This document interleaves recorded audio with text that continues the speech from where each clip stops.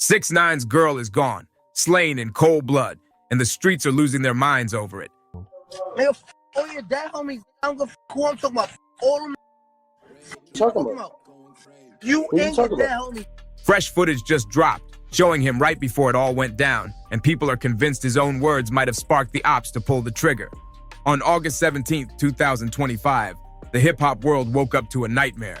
Just as the city was stretching into a new day, 29-year-old Dominican beauty Ariela La Langosta, bartender, influencer, and rising star, was found shot dead inside her car on the Cross County Parkway in Mount Vernon. The scene was shocking enough, but what really had people whispering was her connection to Tekashi 6ix9ine, one of rap's most controversial figures, and whether his endless drama played a role in her tragic end. To really grasp how wild this is, you gotta understand who Ariela was. She wasn't just another woman flooding Instagram with selfies, she was a movement in New York's nightlife. With over 551,000 followers on Instagram and another 115,000 on TikTok, she wasn't chasing clout, she was the clout. Her energy, her dance clips, her modeling, people couldn't look away. But behind the shine, Ariela was moving through the same high-stakes world where rappers, hustlers, and influencers all cross paths. A world fueled by money, ego, and power. Working at elite spots like Icon New York and Starlets, she was surrounded by celebrities, street bosses, and trendsetters all under one roof. These weren't your average night outs. These clubs were pressure cookers where one word, one stare, one slip could light a fuse. That explosive mix of fame, cash, and tension can turn deadly in seconds. And the night before everything went left paints a chilling picture once you realize how it ended. On August 16th, 2025, Ariela was still lit up on Instagram, posting stories from Icon New York, the very spot where she made her money and built her name. Bro, Not surprised. told on his girl, bro. Not surprised. 6ix9ine just about to tell on anybody, huh? Man, come on. Her stories showed her glowing, laughing, sipping drinks, dancing like life was hers to own. She looked untouchable, like nothing in the world could stop her shine. But those carefree clips turned into haunting memories, the last snapshots of a woman whose life would be cut short in the most brutal way imaginable. And here's where it really gets messy, because everybody's pointing fingers, from fans to haters to investigators, trying to piece together what really went down. What's your definition of a snitch? Let's start there. A snitch is somebody, I feel like a snitch will do anything to get out of a situation. You know what I'm trying to say? Like a snitch will get faced with something and will just give up their mother, their brother, everybody, their whole camp just to be free. To make sense of it, you gotta look straight at 6ix9ine's history. He's known for flipping on people the second the heat turns up. That track record looks way too relevant now, especially when you see how he reacted to Ariela's homicide. A viral clip from No Jumper exposed it all, his quick willingness to work with the police, even when it meant turning on folks he was supposed to be close with. The host's face in that moment said everything. This wasn't loyalty, it was pure survival.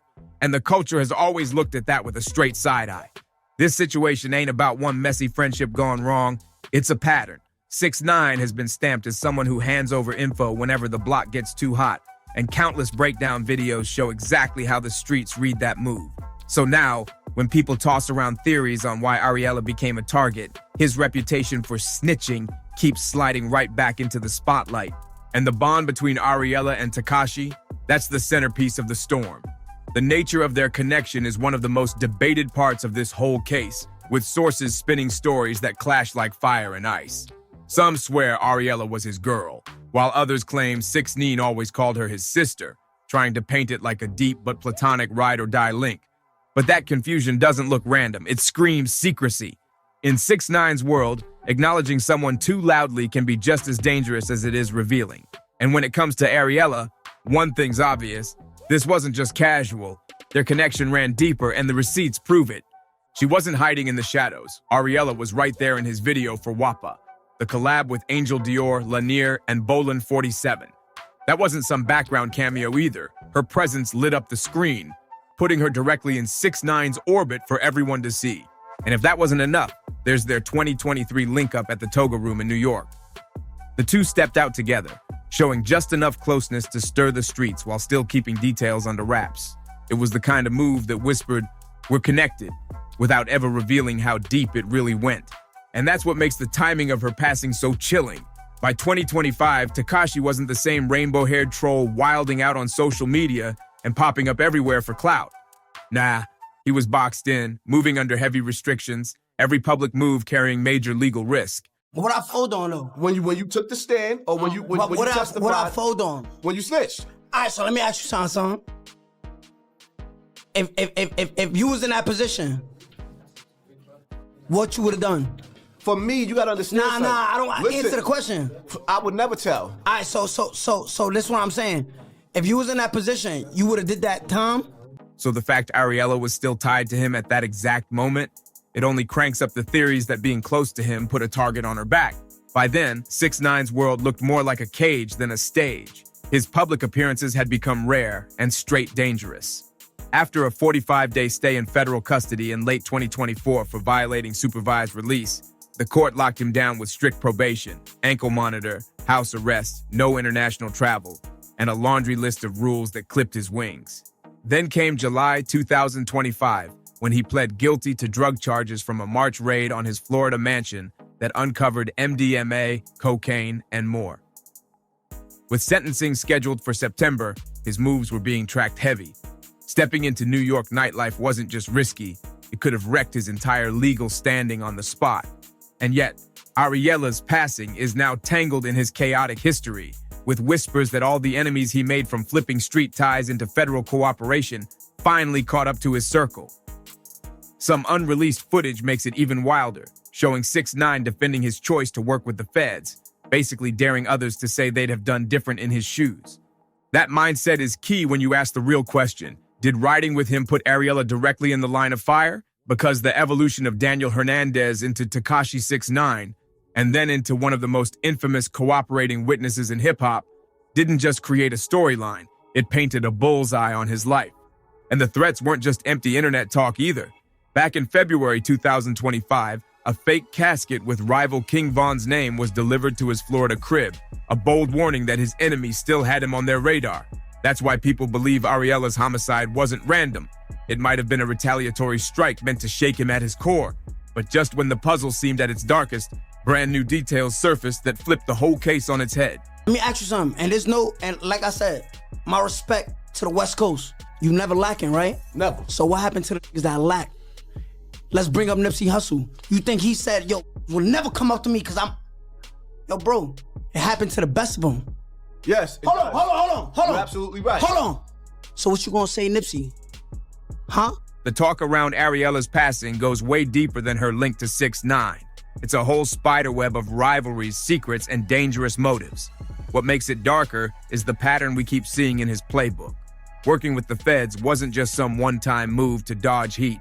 It's been his survival card every time trouble came knocking, and that makes anyone standing next to him like Ariela look like open season for his enemies.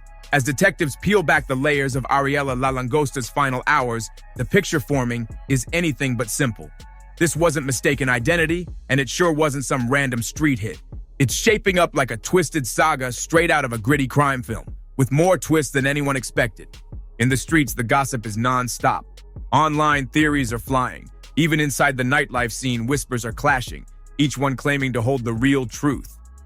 And to see why these theories stick, you gotta look at how 6ix9ine himself talks about the code of the streets. In one eye-opening clip, he breaks down his philosophy with no shame, flat out saying his way of moving is smarter than the keep-it-real attitude that left so many rappers dead. To him, snitching ain't weakness, it's strategy. He calls it survival of the fittest, bragging about outsmarting the so-called real ones, who ended up 6 feet deep. That's the backdrop pushing the most dominant theory swirling on hip-hop blogs, social media, and even international news, that Ariela wasn't the real target at all. Instead, she was collateral damage, caught in a storm meant for her rumored boyfriend, Nada Cartier. And that twist flips the whole case in a way nobody saw coming. According to multiple reports, Cartier isn't some nobody.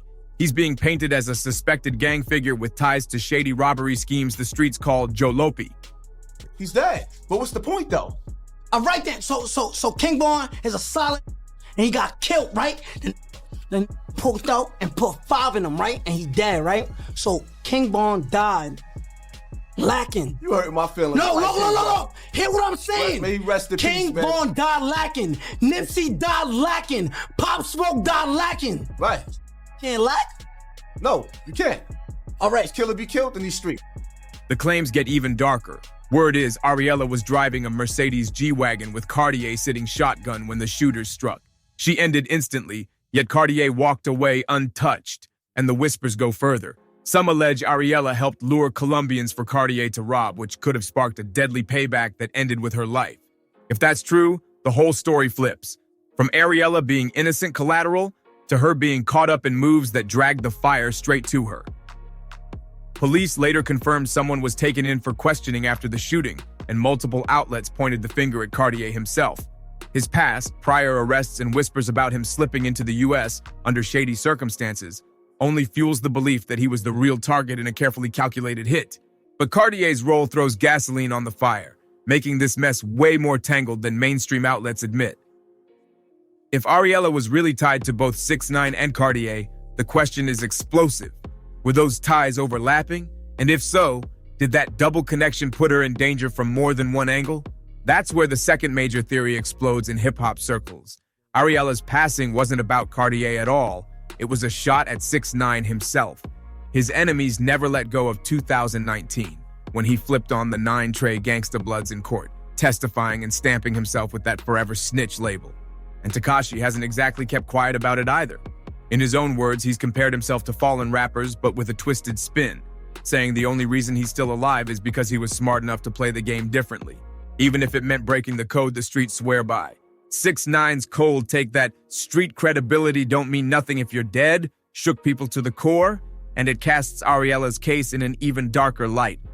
Some believe the bullets were never meant for her, but for him, with old grudges and gang vendettas finally circling back after years of silence. That theory only grew louder after his emotional Instagram tribute, where he called Ariela his sister. I respect gangsters, bro.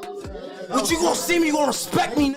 Hold on, let me break something down to you, right? I don't even mean to change the mood, but 6ix9ine, we all know about the perception. With all the whispers that they might have been more than that, his words hit different. Some fans read it not just as grief, but as guilt. Like deep down, he knew his own baggage dragged danger right into her lane. But here's the twist, the timing doesn't sit clean. In 2025, 6ix9ine was under strict probation, stuck on house arrest with an ankle monitor. Him being in New York with Ariela would have been a massive violation, which makes people wonder, was he even there that night? Or was the hit a symbolic strike, sending a chilling message by wiping out someone tied to him instead? And then comes the third theory setting social media on fire. Ariela wasn't just a bystander. She was taken out for allegedly feeding the feds. This informant narrative mirrors the same stain stuck on 6ix9ine's name, with whispers that she might have been moving the same way, passing intel about criminal activity in her circle. That theory only hits harder when you line it up with Tekashi's own survival code. He's been loud in interviews saying straight up that working with law enforcement isn't betrayal, it's strategy. If Ariela shared that mindset, some believe it may have signed her passing warrant in a world where silence is sacred and talking can get you erased. Maybe 6ix9ine's way of thinking rubbed off on the people around him, pulling them into the same survival tactics he bragged about. Even without solid proof Ariela ever acted as an informant, the streets don't always wait for paperwork.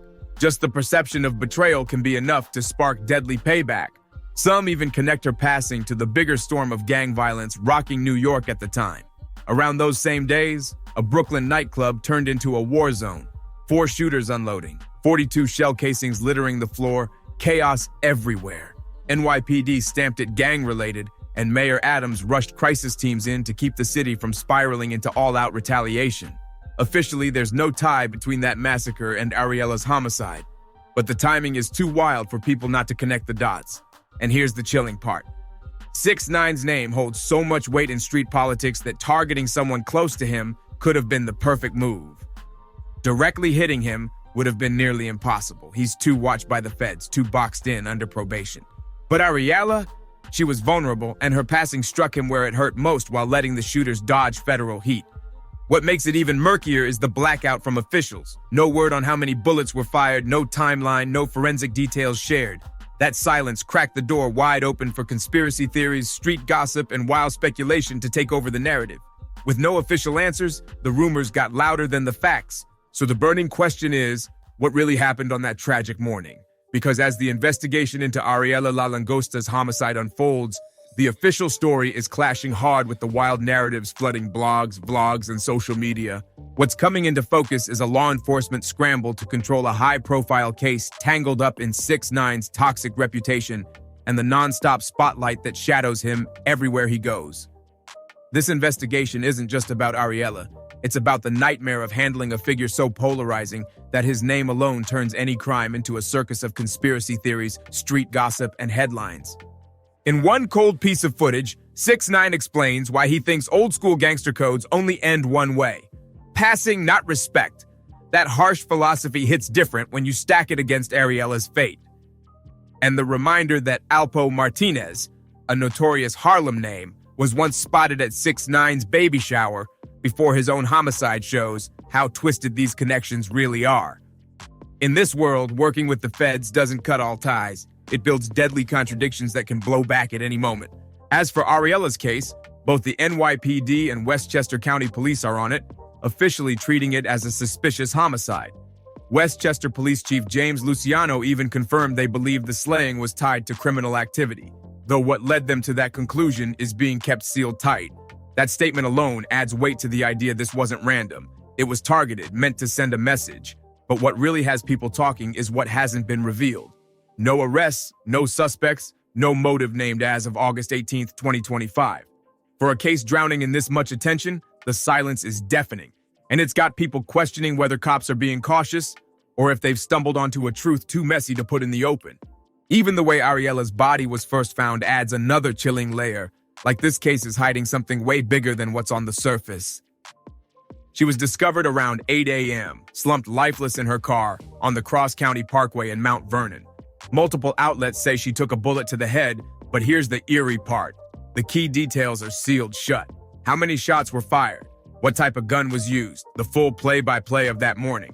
Authorities are keeping it locked up tight. And that spot? That's what really makes people scratch their heads. The Cross County Parkway isn't some hidden side street. It's a major highway linking the Bronx and Westchester, always packed with cars and lined with surveillance. For a hit to go down there without a single clear witness or solid footage suggests two possibilities. Either it happened lightning fast, or it was pulled off by people who knew the blind spots better than anyone.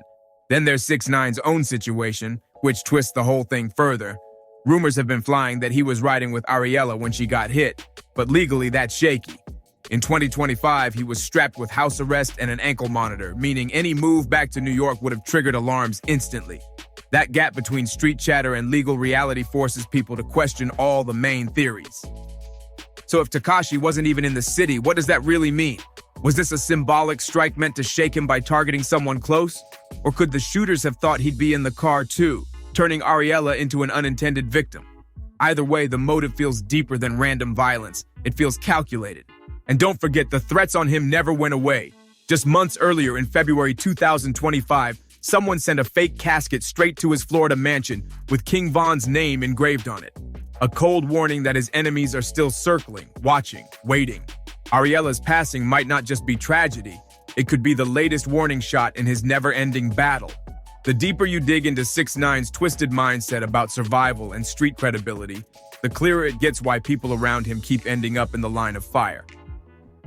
His comments about the Alpo Martinez situation are proof. He flat out called out the hypocrisy he sees in hip-hop, and that kind of bold talk explains why he's stacked enemies like no one else. 6ix9ine lives off confrontation, calling people out, questioning their street cred, exposing contradictions. But that constant energy makes him a magnet for hate, and by default, anyone linked to him, even loosely, becomes fair game. That's the cold reality of proxy violence. You don't always hit the main figure. You strike someone close enough to cause pain without touching the heavily guarded target. And that's exactly the kind of warfare running today's street conflicts. Even the no-jumper host spelled it out. The culture views 6ix9ine's track record of working with the feds as permanent. It's baked into his image, and it doesn't just paint a target on him. It stains everyone near him. In the streets, that label isn't forgotten, and it's never forgiven. And instead of staying quiet, Tekashi fuels the fire by throwing challenges, daring others to say what they would have done in his shoes. But that constant defense exposes the contradictions that make him so polarizing. He's defensive, yet reckless, vulnerable, yet loud, and anyone standing with him inherits every ounce of that danger. That's why his tributes to Ariela hit so much harder than people realize. They dropped while he was already buried in legal problems, waiting on sentencing for his July 2025 guilty plea to drug charges. Posting anything emotional in that moment, especially something hinting at deeper ties, was risky, drawing extra eyes from the feds and from the streets. It shows one of two things: either 6ix9ine's emotions slipped past his usual caution, or he had another motive for going public that ran deeper than grief. Some believe those posts were calculated, a way to distance himself from suspicion. Others see them as pure heartbreak, the rare moment of raw pain from someone who's never had many people he could truly trust in this life. The outpouring after Ariela's passing has been massive. Both Icon New York and Starlets, the clubs where she owned the spotlight, posted heartfelt tributes on Instagram, calling her a shining star known for her joy and humility. The Dominican community in New York and worldwide has been in mourning too, with fans flooding her Instagram with love, prayers, and endless condolences. But even with all the emotion, the hard facts stay chilling. What's confirmed is this: on August 17, 2025, Ariela La Langosta was found shot inside her vehicle on the Cross County Parkway. Authorities are treating it as a targeted hit tied to criminal activity.